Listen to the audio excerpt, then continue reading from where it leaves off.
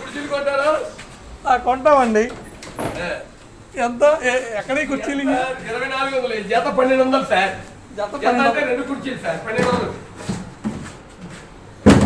సోలాపూరి sir. సోలాపూరి దుప్పట్లు ఉన్నాయి కానీ కుర్చీలు అక్కడ వెళ్ళలేదే. లేదండి, ప్రతిదానికి ఒక బ్రాండ్ ఉంటుంది. ఇదిగోండి చూడండి ఎట్లా ఉన్నాయి. ఇద్దరు మనుషులు కూర్చోవచ్చు ఏమవుదండి. ఎంతకి ఇస్తారు? కదండి 1200 ఇవ్వండి. రెండు కుర్చీలు కదా. ఏంటి కనబట్ల నెల రోజుల నుంచి ఏమైపోయారు?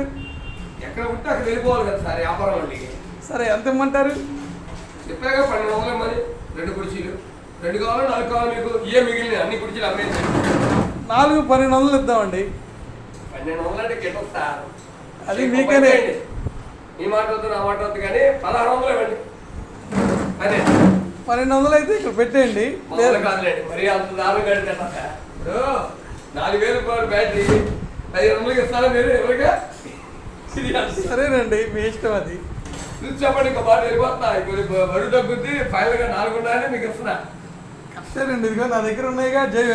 మొన్న తెప్పించా ఐరన్ కుర్చీలు.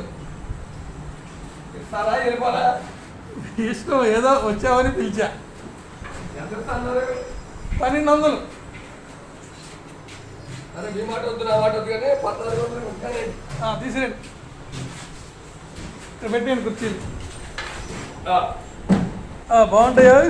ఎక్కువ ఉంటాయి. కూర్చోండి, మీకే తెలుస్తుంది. అలా చూడండి.